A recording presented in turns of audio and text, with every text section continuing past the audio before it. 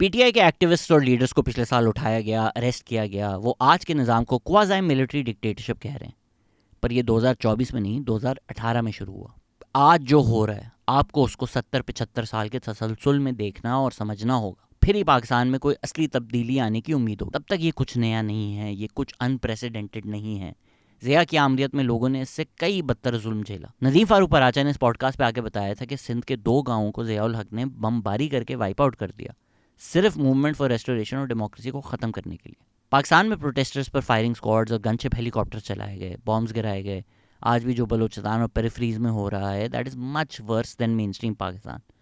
पर क्या ये सब जस्टिफाई करता है कि जो पीटीआई के साथ हो रहा है? नहीं, ये सिर्फ पाकिस्तान की हकीकत को कंटेक्चुअलाइज करता है कि कोई एक पार्टी यूनिक नहीं है, एक लंबी फहरिस्त है जिसमें हमारे स्टेट ने एब्सोल्यूट ब्रूटैलिटी की है। पर ये वीडियो उस बारे में नहीं है। ये वीडियो है ये समझने के बारे में कि हम इधर आए कैसे सियासतदान एक दूसरे के खिलाफ इस्तेमाल होते रहते हैं, और कैसे हम सबक सीखने को तैयार ही नहीं है। कैसे पाकिस्तान लॉस्ट जब इमरान खान को बनाया गया चार्टर और डेमोक्रेसी को तबाह करने के लिए। 90 की दिहाई में एक म्यूजिकल चेयर्स देखने को मिला हमें। पीएमएलएन और पीपीपी एक दूसरे के खिलाफ लगे हुए थे। इस्टेब्लिशमेंट की मदद से गवर्नमेंट्स गिरा दी गई। ज़िया उल हक की डेकेड लॉन्ग आमियत के बाद पाकिस्तान में जब जमहूरियत आई, फिर अगले 10 साल पॉलिटिकल इंस्टेबिलिटी के नाम हो गई, और फिर एक और decade of Musharraf military dictatorship. ये है पाकिस्तान की कहानी। पर उम्मीद थी कि शायद अब ये कहानी थोड़ी तब्दील हो जाए। 14 मई 2006 को नवाज शरीफ और बेनज़ीर भुट्टो ने चार्टर और डेमोक्रेसी साइन किया, जिसमें सबसे ज़रूरी चीज़ थी कि दोनों ने अपनी माजी की गलतियां तस्लीम की और ये फर्म कमिटमेंट की कि वो फौज के साथ मिलकर अब जमहूरी हुकूमतें नहीं गिराएंगे। पाकिस्तान की 2 सबसे बड़ी पार्टीज अपने डिफरेंसेस सेट असाइड करके मिलकर ये अहद कर रहे थे कि वो मिलिट्री इस्टेब्लिशमेंट के कहने पर एक दूसरे के खिलाफ नहीं एक्ट करेंगे। ये काफ़ी बड़ी बात थी, ये उम्मीद थी, ये होना चाहिए था नया पाकिस्तान। बट अनफॉर्चुनेटली 1 साल बाद ही बेनज़ीर भुट्टो को असैसिनेट कर दिया गया। इलेक्शंस हुए पाकिस्तान में, एक जमहूरी हुकूमत पावर में आ गई इन 2008। एक डेकेड ऑफ मिलिट्री रूल के बाद फिर पीपीपी की गवर्नमेंट आई, जैसे 1988 में हुआ था। पर क्या इस दफ़ा तकदीर अलग होगी? चार्टर और डेमोक्रेसी भी परफेक्ट नहीं था। नवाज शरीफ ने 2 दफ़ा इलेक्टेड गवर्नमेंट को डिस्टेबलाइज करने की कोशिश की, पहले लॉयर्स मूवमेंट में, फिर मेमो गेट में। पर यह फिर भी 90 की दिहाई और आईजीआई की तरह नहीं था। जुडिशरी के गवर्नमेंट के खिलाफ होने के बावजूद, मिलिट्री के कंट्रोल री एस्टैब्लिश करने के बावजूद, मेमो गेट के बावजूद और चौधरी इफ्तिखार की अना से एक प्राइम मिनिस्टर को डिसमिस होने के बावजूद, पीपीपी ने किसी ना किसी तरह एक पूरा टर्म करके पाकिस्तान का पहला सिविलियन ट्रांसफ़र ऑफ पावर किया 2013 में। इंडिया ने ये 1957 में ही कर लिया था। देखें, जमहूरियत एक रात में नहीं आती, ये एक स्लो ड्रॉन आउट प्रोसेस होता है।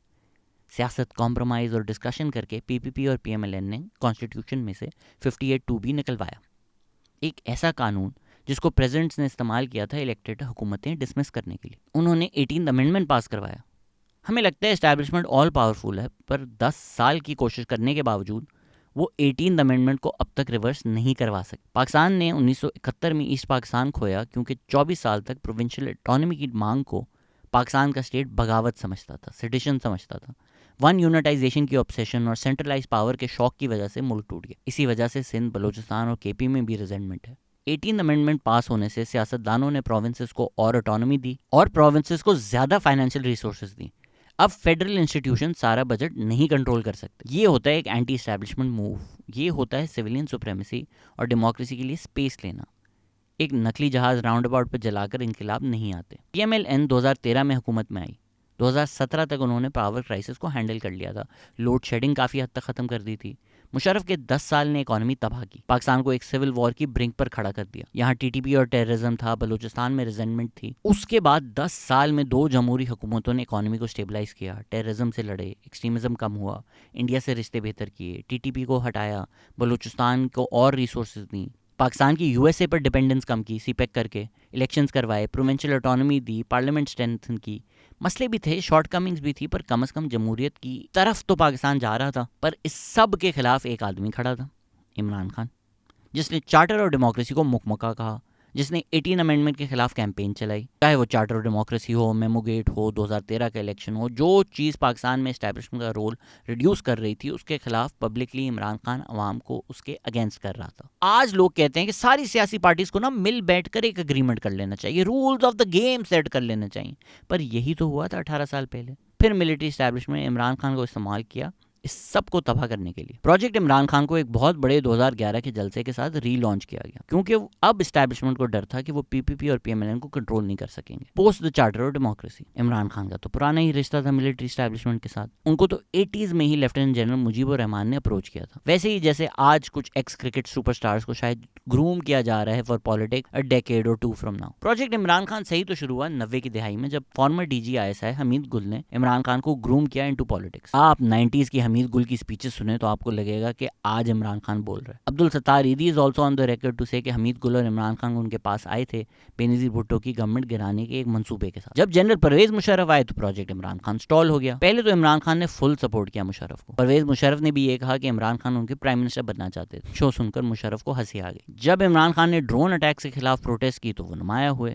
पाकिस्तान की मिलिट्री एस्टैब्लिशमेंट भी यूएस ड्रोन पॉलिसी के अगेंस्ट थी। फिर टीवी पे इमरान खान को हर रात मुफ्त का एयर टाइम मिला, उनकी मीडिया प्रोमिनेंस बढ़ी और मिलियंस ने हर रात उनको सुना और उन्होंने वही नैरेटिव्स रिपीट किया जो पाकिस्तान की एस्टैब्लिशमेंट डेकेड से करती आ रही है।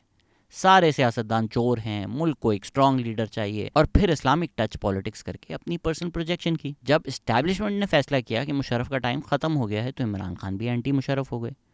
कहा जाता है कि जनरल परवेज मुशर्रफ को हटाने के लिए जो मूवमेंट थी उसके पीछे जनरल कियानी थे। जब प्रोजेक्ट मुशर्रफ खत्म हुआ, जमहूरियत बहाल हुई, चार्टर ऑफ डेमोक्रेसी साइन हो चुका था, पीपीपी और पीएमएलएन ने फैसला किया कि वो अब अपनी गलतियां नहीं दोहराएंगे। तब तक इस्टेब्लिशमेंट को एक थर्ड फोर्स चाहिए थी। ये तो डीजी आईएसआई जनरल ज़हीरुल इस्लाम पब्लिकली भी कह चुके हैं। एंटर इमरान खान, 1992 का world cup winning hero. ISI की मदद से उन्होंने 2011 में एक मैसिव जलसा किया लाहौर के मीनार पाकिस्तान पर। जाहिर सी बात है इसमें ज़्यादातर लोग तो खुद ही आए होंगे। 10 साल से मीडिया पर आने के बाद इमरान खान की पॉपुलैरिटी काफ़ी बढ़ गई थी। एक ग्राउंड स्वेल था जिसको एस्टैब्लिशमेंट ने सपोर्ट किया और इमरान खान को अपना नैरेटिव बेचना कोई मुश्किल नहीं था। जनरल परवेज मुशर्रफ ने एक डेकेड से ये रीइंफोर्स कर दिया था कि पाकिस्तान के मसले ये करप्ट सियासतदान है। वही बात जो ज़ियाउल हक ने किताबों में डालकर पाकिस्तान के हर शहरी को पढ़ा कर ब्रेन वॉश किया। पाकिस्तान का नंबर 1 मसला करप्शन। पाकिस्तान का नंबर 1 मसला करप्शन नहीं है। पाकिस्तान का नंबर 1 मसला है military interference in politics causing instability. Imran Khan ने इस एस्टैब्लिशमेंट के डेकेड्स लॉन्ग प्रोपेगेंडा और नैरेटिव्स को अपना नैरेटिव बनाकर एक पार्टी बनाई। एस्टैब्लिशमेंट ने जहांगीर खान तरीन जैसे लोगों को पीटीआई में भेजा और फिर पैसा भी था और पॉपुलैरिटी भी। बाद में तो इमरान खान ने मीर शकील उर रहमान को जेल में डाल दिया, पर ये जियो और हामिद मीर ही थे जिन्होंने सालों साल इमरान खान को प्रोजेक्ट किया। एक वक्त था कि आपको लगता था इमरान खान शायद कैपिटल टॉक के को होस्ट हैं, पर जब हामिद मीर को गोली लगी, इमरान खान ने हामिद मीर और जियो को गद्दार बोलकर उनके खिलाफ मूवमेंट चलाई और कहा कि इन्होंने इंटेलिजेंस एजेंसीज को बदनाम किया है। तकदीर की करनी देखें कि कुछ साल बाद जब इमरान खान पर गोली चली तब इमरान खान ने अपने लिए कैंपेन चलाई कि उनके पास हक होना चाहिए इंटेलिजेंस एजेंसी और एस्टैब्लिशमेंट के लोगों पर इल्ज़ाम लगाने का। वही काम जब हामिद मीर ने किया तो इमरान खान उनको गद्दार कहते थे। फिर जब 2013 के इलेक्शंस हुए तो ऑब्वियस था कि पीएमएलएन ने ही पावर में आना है। इमरान खान पॉपुलर थे पर इतने नहीं कि नेशनल गवर्नमेंट बना ले। केपी में टीटीपी ने पीटीआई के पॉलिटिकल अपोनेंट्स को टारगेट किया और पीटीआई को एक फ्री रन मिल गया प्रोविंस में कि वो एक कोएलिशन गवर्नमेंट बना ले, जो पीएमएलएन ने भी उनको बनाने दी। 2013 के इलेक्शंस बनिस्बत बाकी इलेक्शंस के काफ़ी बेहतर थे, उसके रिजल्ट्स एक्सेप्टेड थे।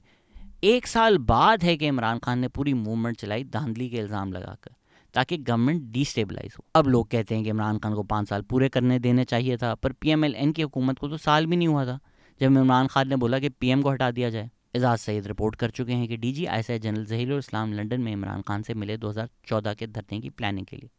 ये था असली लंदन प्लान जो ताहिरुल कादरी भी अब तस्लीम कर चुके हैं। ये भी लिखा गया है कि जनरल ज़हीरुल इस्लाम ने राहिल शरीफ को कू लगाने का मशवरा दिया था, लेकिन राहिल शरीफ ने मना कर दिया। पीटीआई ने पाकिस्तान को डिस्टेबलाइज किया, पीटीवी पर अटैक किया, पार्लियामेंट पर हमला किया, पर एंड में कुछ नहीं मिला। सालों बाद अब दोनों इमरान खान और शाहिद मसूद मान चुके हैं कि नजम सिटी 35 पंक्चर वाली स्टोरी जिस पर पूरी ये कैंपेन चलाई गई थी और मुल्क बर्बाद किया, वो एक झूठ था। शाहिद मसूद तो नजम सिटी से माफी भी मांग चुके हैं, पर इसका फायदा किसको हुआ? एस्टैब्लिशमेंट को। डिस्टेबलाइजेशन ने राहिल शरीफ को leverage the over Nawaz Sharif ने मिलिट्री ऑपरेशन ग्रीन लाइट कर दिया। पीटीआई की मदद से एस्टैब्लिशमेंट ने गवर्नमेंट को हरा दिया और डेमोक्रेसी की स्पेस वापस चली गई। जमहूरियत हार गई, एस्टैब्लिशमेंट जीत गई। देखें, सिविलियन सियासतदानों का हमेशा से ही एक रिश्ता तो जरूर रहा है एस्टैब्लिशमेंट के साथ। नवाज शरीफ ने अपना पॉलिटिकल करियर ज़ियाउल हक के साथ शुरू किया, पर फिर उनकी फॉलिंग आउट हो गई। इमरान खान और पीटीआई को तो एक डेकेड तक आईएसआई ने हैंडल किया, from Shuja Pasha to Zaheerul Islam to Faiz Hameed. 2016 में आके जनरल राहिल शरीफ ने स्टेप डाउन किया जब रिपोर्टेडली नवाज शरीफ ने उनको एक्सटेंशन देने से मना कर दिया। डॉन लीक्स हो चुका था और एस्टैब्लिशमेंट ने फैसला कर लिया था कि नवाज शरीफ को जाना पड़ेगा। फिर आया सेम पेज का ज़माना। इमरान खान, साकिब निसार, जनरल बाजवा नेक्सस, इन्होंने नवाज शरीफ को डिस्क्वालीफाई करवाया एक सिंबॉलिक जजमेंट में, पैनामा केस में, जिसमें जनरल ज़ियाउल हक के आर्टिकल 62-63 इस्तेमाल किए गए। एक ऐसा लीगल प्रिंसिपल जो फिर कभी किसी केस में रेप्लिकेट नहीं हुआ। इमरान खान खुद मान चुके हैं कि जनरल बाजवा ने ब्रिगेडियर्स भेजकर जॉइंट इन्वेस्टिगेशन टीम में इंश्योर करवाया कि नवाज शरीफ हट जाए। इमरान खान ने पिछले साल एक official petition to the court में भी लिखा कि इस्टेब्लिशमेंट ने नवाज शरीफ को हटवाया, पर सिर्फ कोर्ट्स काफ़ी नहीं थे पब्लिक से नवाज शरीफ को हटाने के लिए। वो निकले मुझे क्यों निकाला टूर पर। PMLN अभी भी पंजाब में बहुत पॉपुलर थी, इसीलिए TLP बनानी पड़ी, एक और थर्ड फोर्स, एक far right Islamic Barelvi party led by Khadim Hussain Razi. TLP और PTI ने मिलकर एक कैंपेन चलाई PMLN के खिलाफ, उन पर ब्लास्फेमी के इल्ज़ाम लगाए, जिसकी वजह से SN इकबाल पर गोली चली और फतवे जारी हुए कि PMLN को वोट देना हराम है। हमने तो फैज़ाबाद के धरने के पार्टिसिपेंट्स को पैसे देते हुए भी देखा, और जब जस्टिस काजी फैज़ ईसा ने जजमेंट लिखा कि फैज़ाबाद धरने में एस्टैब्लिशमेंट का क्या रोल था, तो एस्टैब्लिशमेंट काजी फैज़ ईसा के पीछे पड़ गई। प्रेसिडेंट आरिफ अलवी ने उनके खिलाफ रेफरेंस लिखा, जिसको अब इमरान खान कहते हैं कि उनका कोई ताल्लुक नहीं है, तो जनरल बाजवा ने करवाया। 2018 के जब इलेक्शंस हुए,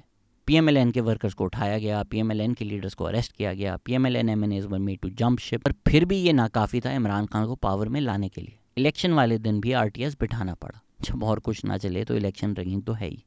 हमने 2024 में भी यही देखा। इसके बाद भी जहांगीर खान तरीन का जहाज़ इस्तेमाल करना पड़ा कि इंडिपेंडेंस को ख़रीद कर PTI में शामिल किया जाए, सिर्फ ताकि PTI के पास इतनी सीटें हों कि वो एक कोalition गवर्नमेंट बना सके। जो लोग आज दुख मनाते हैं कि PTI लीडर्स को मजबूरन PTI छुड़वाई जा रही है, वो जश्न मना रहे थे कि जी जहांगीर खान तरीन का जहाज़ चल रहा है। और जब PTI में लोगों को शामिल किया जा रहा था, इंडिपेंडेंस को ख़रीदा जा रहा था, जब PMLN से लोग तोड़ तोड़ कर PTI में डाले जा रहे थे, न्यूज़ चल रही थी PMLN की 3 और विकटें गिर गई, तो भाई जो देते हैं वो फिर लेते भी हैं। कोई भी इलेक्शन पाकिस्तान में पूरी तरह फ्री एंड फेयर नहीं होता, पर 2018 के इलेक्शन को तो BBC ने Pakistan dirtiest elections in years कहा। ऑपोजिशन को जेल कर दिया गया था, गवर्नमेंट के खिलाफ ब्लास्फेमी कैंपेन चलाई गई थी, एक एक्सट्रीमिस्ट पार्टी बनाई गई थी, वोटर बेस तोड़ने के लिए इलेक्टेबल्स को PTI में डाला गया था। 2024 में भी कुछ ऐसा ही हुआ। 2018 में तो DG ISPR आसिफ गफूर ने खुलकर कह दिया था कि 2018 तब्दीली का साल होगा। पाकिस्तान तहरीक इंसाफ एक फ्रैंकेनस्टाइन्स मॉन्स्टर बन गई थी। Imran Khan led a party जिसमें एस्टैब्लिशमेंट टाउट्स, इलेक्टेबल्स और सेल आउट्स है। अगर उन्होंने मुश्किल वक्त में PTI को छोड़ दिया तो इसमें ताज्जुब की क्या बात है। अब तो PTI सपोर्टर्स को नज़र आ जाना चाहिए कि जिन लोगों को वो लीडर्स समझते थे, मानते थे, उनकी असलियत क्या है। पर उस वक्त लोगों को लग रहा था ये तब्दीली की पार्टी है, जबकि उस पार्टी में वही चेहरे थे जो हम डेकेड से देखते आ रहे हैं। ज़्यादातर वही लोग थे जो पहले PMLN, PMLQ या PPP के टिकट्स पर इलेक्शंस लड़ चुके थे। ऐसे बनी है हाइब्रिड रिजीम, ऐसे मिलिट्री ने टेक ओवर किया। अब तो जितने लोग इसमें शामिल थे उनमें से सब ने ही तस्लीम कर लिया है कि इस साजिश में सबका क्या किरदार था। इमरान खान कहते हैं कि मिलिट्री के पास सारी पावर थी, वो पावरलेस थे, तो भाई वो क्यों ये पपेट बनने के लिए तैयार हुए। उनके दौर में मीडिया पर कदगनें लगाई गई, पॉपुलर TV शो होस्ट को हटा दिया गया, शोज बैन हुए, कॉमिक्स तक टारगेट हुए, और मुल्क के 2 जो सबसे बड़े मीडिया हाउसेज हैं उनको तबाह करने की एक साजिश की गई। डॉन और जंग ग्रुप, मीर शकील उर रहमान को तो उठाकर जेल में ही डाल दिया। इसीलिए रिपोर्टर्स विदाउट बॉर्डर्स ने इमरान खान को एक प्रेस फ्रीडम प्रेडेटर कहा। लोगों को जेल में डाला गया, अटैक किया गया, पिकअप किया गया, अपोजिशन लीडर्स को भी जेल किया गया, उनको TV पर आने से बैन किया गया। KP और बलूचिस्तान में जो एक्टिविस्ट हैं उनको रूटीनली उठा दिया जाता है, मार भी दिया जाता है।